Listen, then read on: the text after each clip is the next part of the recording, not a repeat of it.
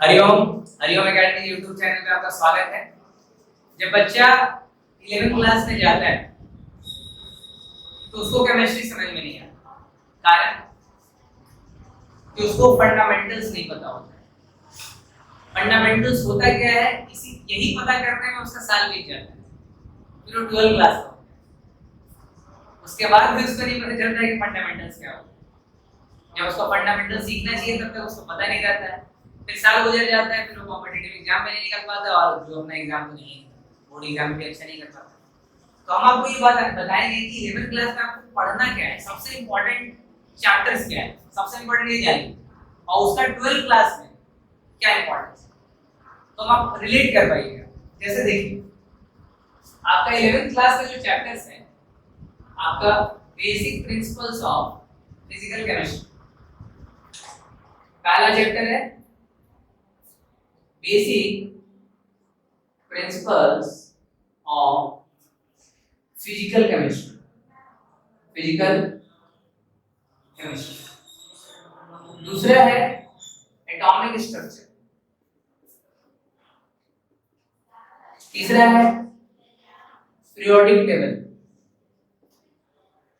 चौथा है chemical bonding, फिर पांचवा है states of matter, states of matter, छठा है थर्मोडायनेमिक्स, थर्मोडायनेमिक्स, सातवां है केमिकल इक्विलिब्रियम, केमिकल इक्विलिब्रियम। देखिए आपको सिलेबस याद होना चाहिए, आप पढ़ने चल रहे हैं और आपको पता ही नहीं कि आपको साल भर में क्या पढ़ना है तो भी दिक्कत है। फिर आपका 9वां होता है रेडॉक्स रिएक्शन, 10वां हो जाएगा हाइड्रोजन, 11 हो जाएगा एस ब्लॉक और 12 हो जाएगा P block. S block hydrogen को ही एस ब्लॉक बोलते हैं, S block, P block. Basic principle of organic,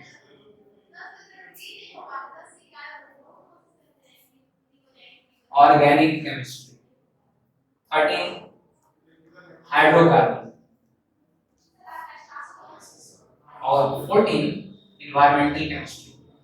ये आपको एक सुर में लिखने आना चाहिए, इन्वायरमेंटल केमिस्ट्री, तभी जाके आप 11th क्लास में स्टूडेंट का क्राइटेरिया को फुलफिल करते हैं। अब बच्चा बचपन में पढ़ा है 5 चैप्टर, 9 में 5 4 आता है, 10th में 5 आता है, अचानक से हो जाता है 14 और उस पे भी बुक देख लेता है दिनेश प्रदीप, इतना मोटा मोटा कॉम्प्रिहेंशन, हाल खराब। अब बच्चा परेशान रहता है कि इतना पढ़ पाएंगे कि नहीं पढ़ पाएंगे, डर के मारे केमिस्ट्री छूते ही नहीं है। सबसे खराब स्थिति रहता है केमिस्ट्री का, यानी इसमें कुछ दिखता नहीं है, सब इमेजिनेशन है। फिजिक्स में तो दिख भी जाता है, आगे बल्ब जल रहा है, कैसे जल रहा है, आज से देख पा रहे, कैसे देख पा रहे, करंट वगैरह, करंट तो नहीं देख पा रहे लेकिन बल्ब वगैरह बहुत सारी चीज देख पाते हैं, फील कर पाते हैं, लेकिन केमिस्ट्री में ऐसा नहीं हो पाता है, एक इमेजिनरी सब्जेक्ट माना जाता है, इसलिए बहुत कम लोग इसको समझ पाते हैं। तो बजाय कि आप बहुत सारे चीज पढ़ो, उससे इंपॉर्टेंट है कि वो चीज पढ़ो जिससे सारे चीज समझ में आ जाए, बेसिक चीज को बोलते हैं फंडामेंटल, और जिसका रिलेशन आपको 12th क्लास में ही मिल जाएगा। हम बता रहे हैं जैसे आप ये जो 14 चैप्टर है इसमें सबसे इंपॉर्टेंट चैप्टर है फिजिकल केमिस्ट्री का। जहां तक बात करें फिजिकल केमिस्ट्री, फिजिकल केमिस्ट्री, इसमें पहला चैप्टर हो गया और दूसरा चैप्टर, फर्स्ट एंड सेकंड। और इनऑर्गेनिक केमिस्ट्री के लिए, इनऑर्गेनिक केमिस्ट्री को साथ ही में लिखते हैं ऐसे, पहला और दूसरा फिजिकल केमिस्ट्री। फिजिकल केमिस्ट्री के लिए पहला दूसरा चैप्टर बहुत इंपॉर्टेंट है। फिर आता है इनऑर्गेनिक केमिस्ट्री, तीसरा और चौथा, और मेरे ख्याल से इसमें हम एक और ऐड कर दें तो ज्यादा अच्छा रहेगा, जो कि आता है रेडॉक्स रिएक्शन। क्या आता है? रेडॉक्स। ये आपका आ जाता है इनऑर्गेनिक केमिस्ट्री। ये रेडॉक्स फिजिकल में भी आता है, रेडॉक्स को आप फिजिकल में लेके चलो ज्यादा सही रहेगा। स्क्वाड है ये, काम तो सबका सब जगह है, इसके लिए आपको इनऑर्गेनिक केमिस्ट्री। और ये जो दो चैप्टर है 12 और 13, ये है ऑर्गेनिक केमिस्ट्री। ये आपका फिजिकल में आता है, इसको भी पढ़ना रहता है फिजिकल केमिस्ट्री। देखिए हम आपका काम पहले ही आसान कर दिए, 14 से इसको कर दिए 7, ठीक है। फिजिकल के लिए सबसे कुछ पढ़ो चाहे मत पढ़ो, पढ़ना तो वैसे सब है, लेकिन सबसे पहले क्या पढ़ना है आपका पहला दूसरा फिजिकल के लिए redox reaction, physical 3 chapter physical के लिए, 2 ऑर्गेनिक के लिए, 2 इनऑर्गेनिक, ये 7 चैप्टर पढ़ना ही पढ़ना है। क्यों? क्योंकि 12th क्लास में जब आप पढ़िएगा पहला चैप्टर है आपका सॉलिड स्टेट, दूसरा चैप्टर है सॉल्यूशन, तीसरा चैप्टर है इलेक्ट्रोकेमिस्ट्री, चौथा चैप्टर है केमिकल काइनेटिक्स। इसमें आप पहला चैप्टर सॉलिड स्टेट को छोड़ दो, उसमें भी मोल्स का कांसेप्ट आ जाता है। सॉल्यूशन में तो आपको लगेगा कि आप ये basic principle of physical chemistry को दोहरा रहे हैं कि मोलारिटी नॉर्मलिटी वो सारा जैसे से, ठीक है। इलेक्ट्रोकेमिस्ट्री में आपको केवल रेडॉक्स रिएक्शन देखने को मिलेगा, ये रेडॉक्स रिएक्शन, और उसमें कहीं ना कहीं लॉग का फंडामेंटल वीडियो हम डालेंगे, बेसिक जो हम पढ़ा रहे हैं फिजिक्स का, लॉग का यूज फिजिक्स के अलावा केमिस्ट्री में नहीं है, लॉग कैलकुलेशन ही करता है भाई। तो आपको थर्ड चैप्टर इलेक्ट्रोकेमिस्ट्री का लॉग का बहुत ही, फोर्थ चैप्टर केमिकल काइनेटिक्स लॉग है, बहुत लॉग का यूज है उसमें। तो आपको पहला दूसरा चैप्टर के बिना आगे आप बढ़ ही नहीं सकते। फिर आपका चैप्टर आता है आपका सरफेस केमिस्ट्री, तो रटने वाला है, एक्सट्रैक्शन ऑफ मेटल वो भी लगभग रटने वाला है। उसके बाद आपका आता है पी ब्लॉक, उसमें जो कांसेप्ट काम आता है पीरियोडिक टेबल और केमिकल बॉन्डिंग का काम आता है। फिर आपका आता है डीएफ ब्लॉक, उसमें तो भाई पीरियोडिक टेबल, केमिकल बॉन्डिंग और एटॉमिक स्ट्रक्चर, इलेक्ट्रॉनिक कॉन्फ़िगरेशन का कांसेप्ट बहुत काम आता है। कोऑर्डिनेशन कंपाउंड, उसमें रेडॉक्स रिएक्शन का कांसेप्ट काम आता है। उसके बाद आपका एटॉमिक स्ट्रक्चर का कांसेप्ट काम आता है, इसमें इलेक्ट्रॉनिक कॉन्फ़िगरेशन बड़ा इंपॉर्टेंट चीज है। फिर आपका आता है ऑर्गेनिक में क्या होता है ना कि आप यहां पर पढ़ते हैं basic principle of organic chemistry, फिर पढ़ते हैं हाइड्रोकार्बन, ये बस इनिशिएट कर देता है। इसके बाद अगला जाता है हेलो एल्केन, हेलो एरीन, फिर अल्कोहल, फेनोल, ईथर, फिर एल्डिहाइड, कीटोन, कार्बोक्सिलिक, फिर अमीन्स। तो ये जिसको नहीं आता है, जो पहला कदम नहीं रखा वो दूसरा कदम कहां से रखा है, तो उसका ऑर्गेनिक समाप्त हो जाता है। तो आप देखिएगा कि ये जो 7 चैप्टर है पढ़ेंगे तो उसका भरपूर यूज आपको रहता है, ठीक है। तो ये आपका सिलेबस है। आज हम लोग पढ़ेंगे क्वांटम नंबर। क्या पढ़ेंगे? Quantum number. सो मिटा देते हैं।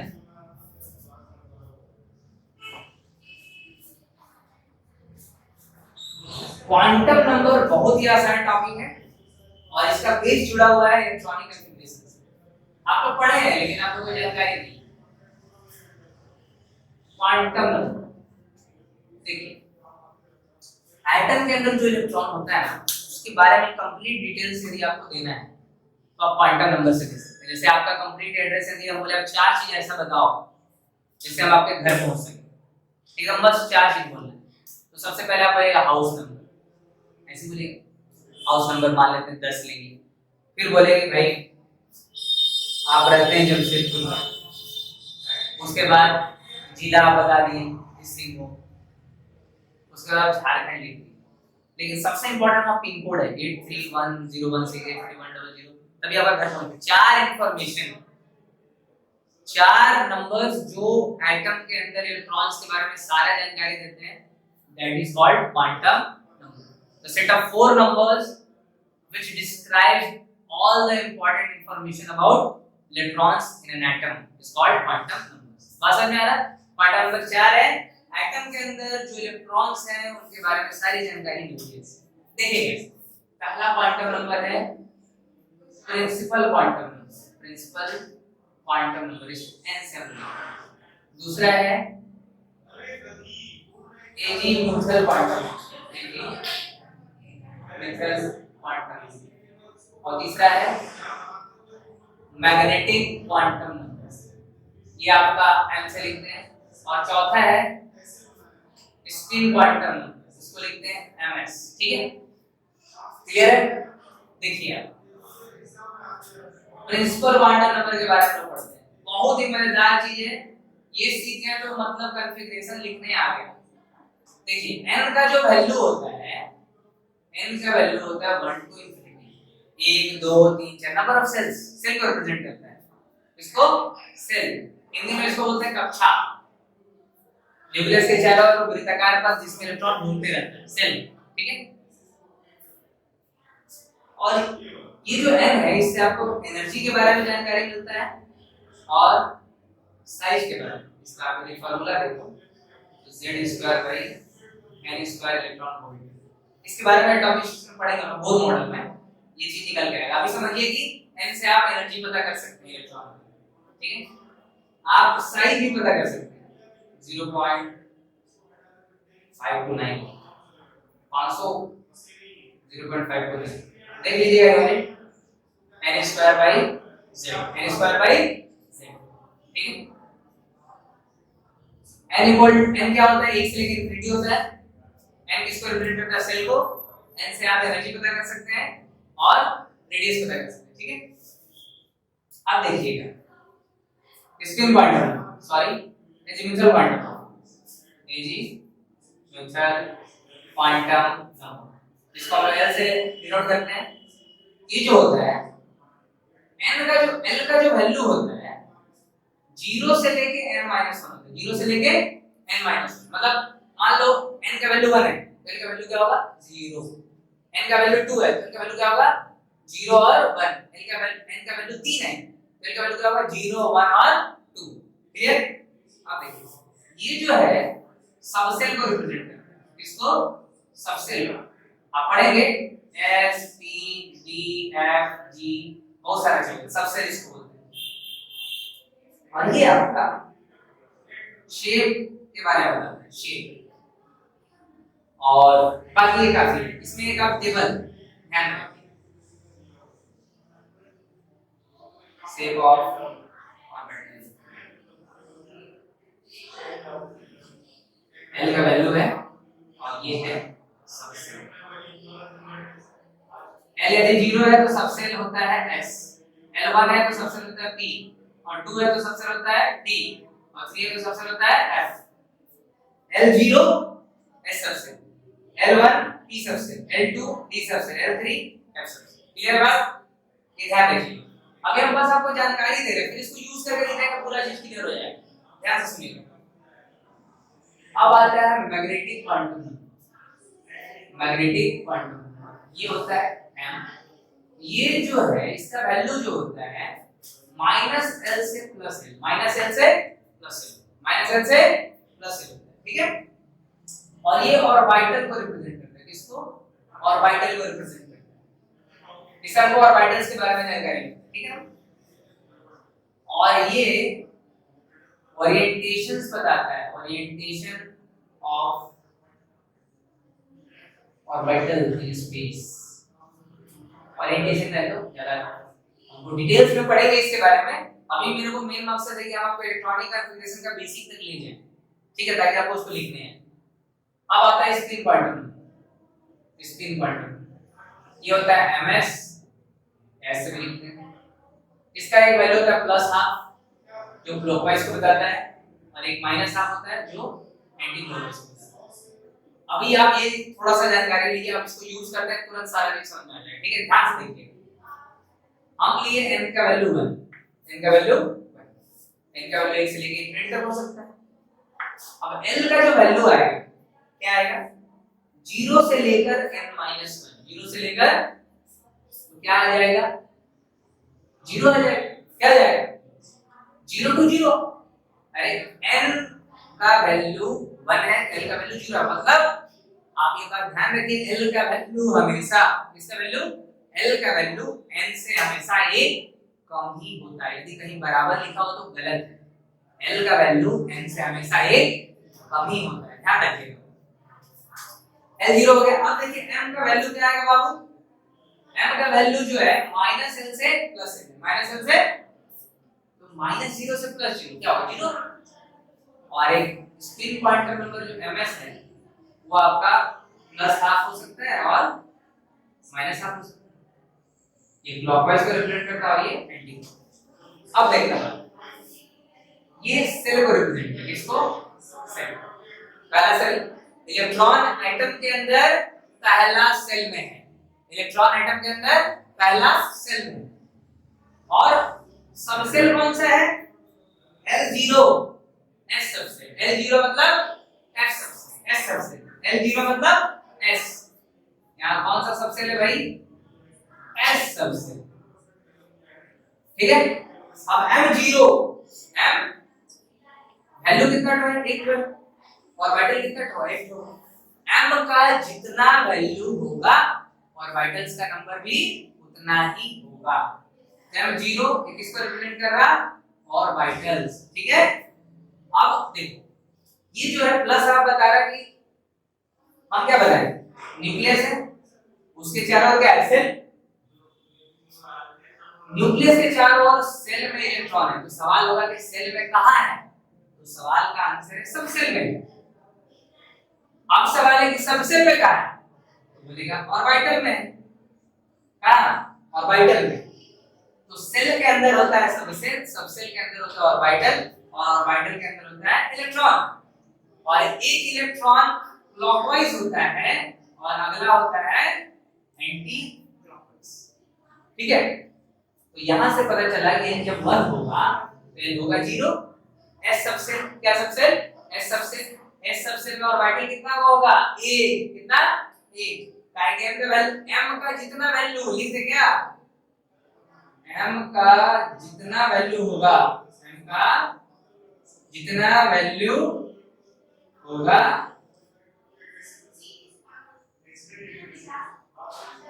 उतना नंबर ऑफ ऑर्बिटल्स होगा, नंबर ऑफ ऑर्बिटल्स।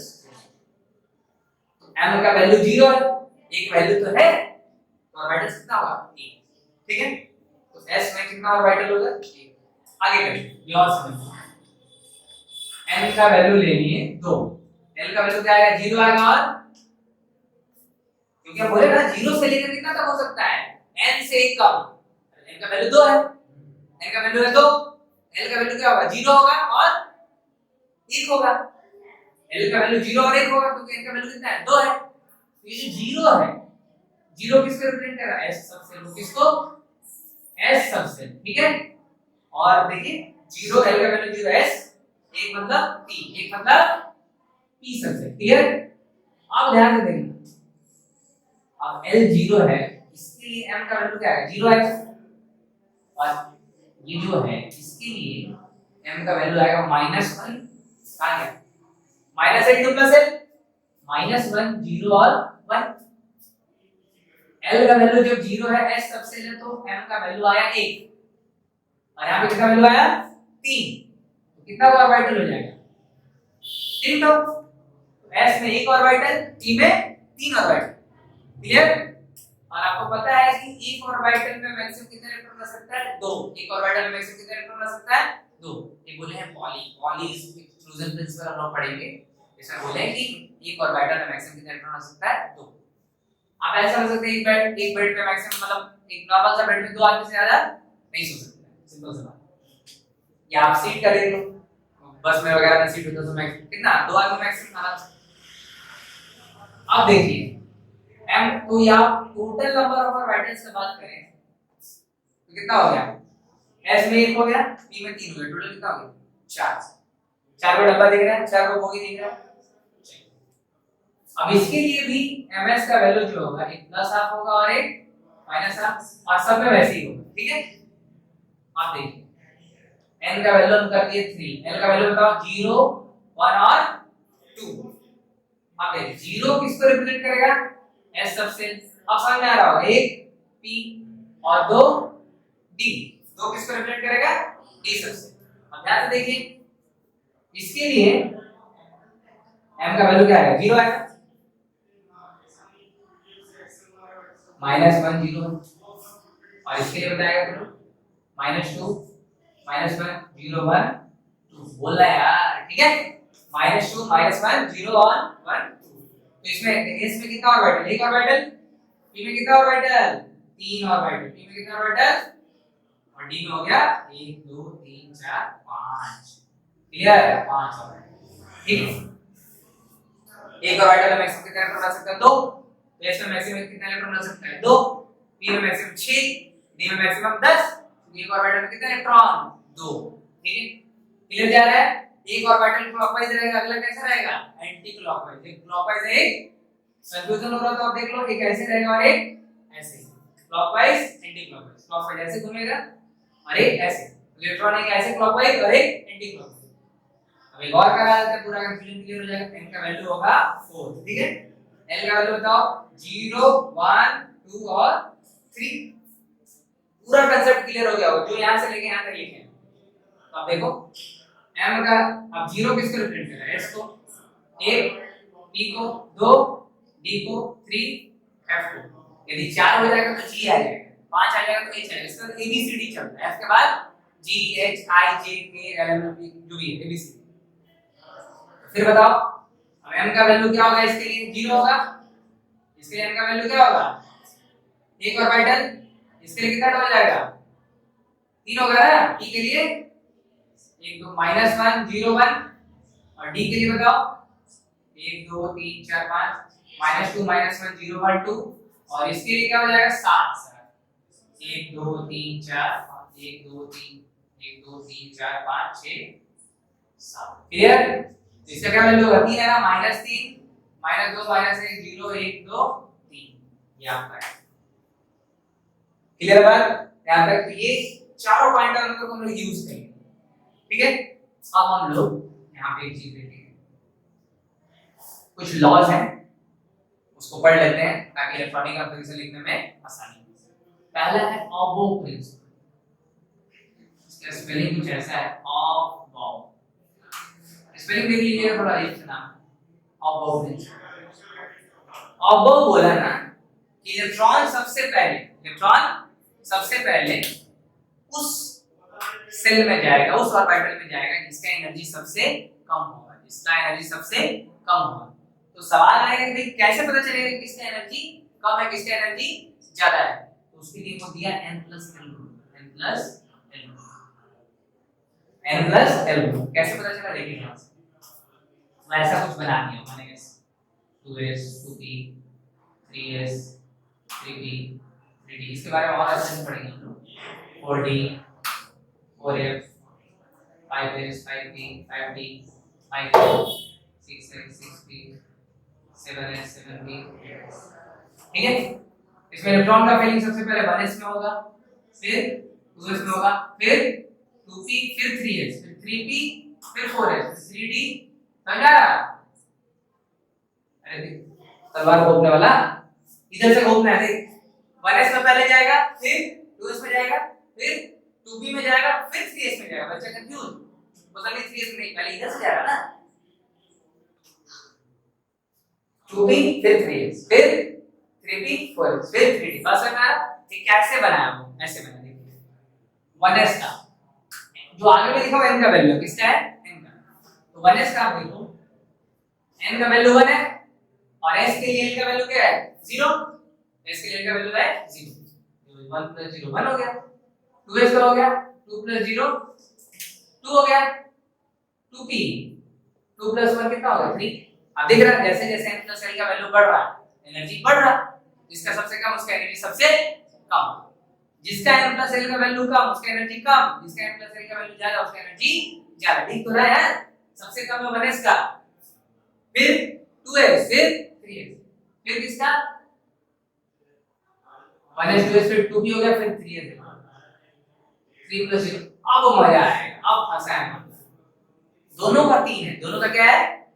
अब हम कैसे बताएंगे किसका एनर्जी ज्यादा होता है, जब n+l बराबर होगा, ध्यान से सुनना मेरा बात, जब n+l बराबर होगा तो जिसका n का वैल्यू ज्यादा, किसका वैल्यू n का वैल्यू जिसका ज्यादा होगा उसका एनर्जी ज्यादा होगा।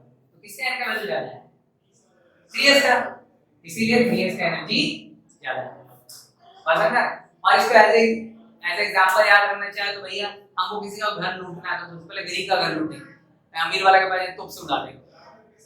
तो गरीब का घर लूटना आसान है, गरीब पे कब्जा करना आसान है, समझा रहा।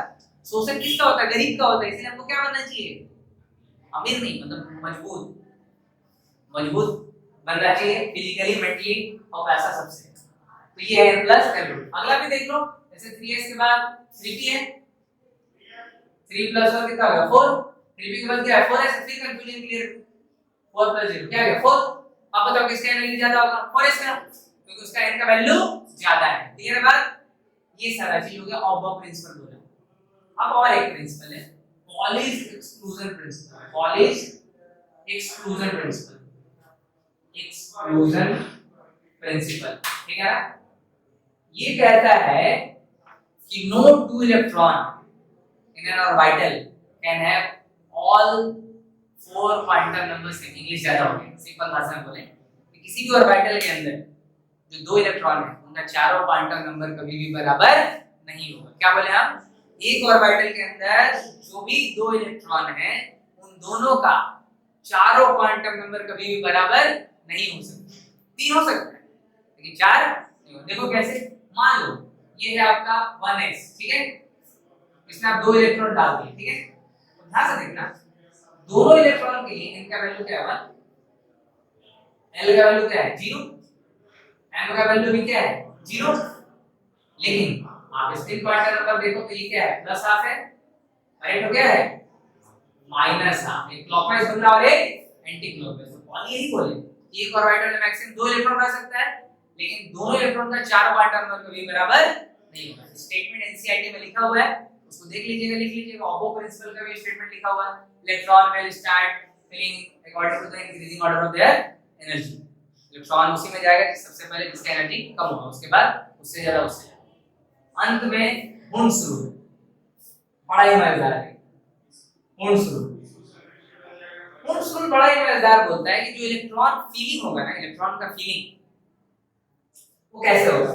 इसका एग्जांपल आप बहुत तरीके से दे सकते हैं। जैसे मान लीजिए आप गर्मी के मौसम में किसी बस में ट्रैवल कर रहे हैं, आप लोग मान लेते हैं 5 लोग, ठीक है? और बस का नाम है पी सबसेल। क्या? P subshell. गर्मी का मौसम में सबसे पहले जो व्यक्ति जाएगा किधर बैठेगा? खिड़की पे। फिर दूसरा जाएगा तो उसका दोस्त है लेकिन उसके बगल में काहे गए? गर्मी का मौसम में उसको क्या पसंद है? खिड़की। फिर तीसरा कहाँ जाएगा? खिड़की। तो सबसे पहले सिंगली फील होगा, सबसे पहले सिंगली इलेक्ट्रॉन फील होगा। उसके बाद जब अब जगह ही नहीं है तो मजबूरी में बोले ठीक है भाई,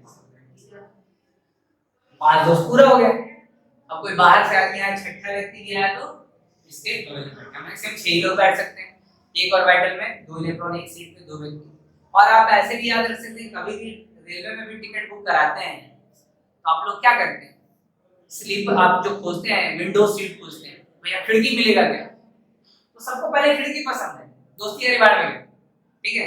आप यदि की का बताएं, चलिए इसको टूकी देते हैं। यदि हम 3D का बात करें, 1 2 3 4 5, थोड़ा स्पेस कम है तो सबसे पहले सिंगल सिंगल जाएगा, ठीक है? फिर तो हुंस कोई बहुत बड़ा बात नहीं बोले, वो बोले कि सबसे पहले इलेक्ट्रॉन सिंगली फिल होगा, उसके बाद पेयरिंग स्टार्ट होगा। और इनका बहुत ही शानदार एक बात है कि स्टेबल वही होगा या तो पूरा भरा रहे या तो आधा भरा रहे, और ऑर्बिटल या तो पूरा भरा रहे या तो आधा भरा रहे, तभी वो स्टेबल होगा। जैसे आप बताइए s ऑर्बिटल में मैक्सिमम 2 इलेक्ट्रॉन रह सकता है, तो या तो एक रहे तो भी स्टेबल होगा या तो 2 रहे, ठीक है? ये हुंस बताया। p का बात करें तो या तो 3 रहे या तो 6 रहे, d में या तो 5 रहे या तो 10 रहे, f में या तो 7 रहे या तो 14 रहे, तो क्या होगा? एक्स्ट्रा स्टेबल, ठीक है? ये हुंस रूल है। तीनों का स्टेटमेंट आप एनसीईआरटी से लिख लेंगे और ये बेसिक्स है, इसको देख लेंगे। अगले बार हम लोग इलेक्ट्रॉनिक एप्लीकेशन चालू करेंगे नेक्स्ट वीडियो में। फिर मिलते हैं आप लोग से अगले वीडियो में इलेक्ट्रॉनिक एप्लीकेशन के साथ। तब तक के लिए हरि।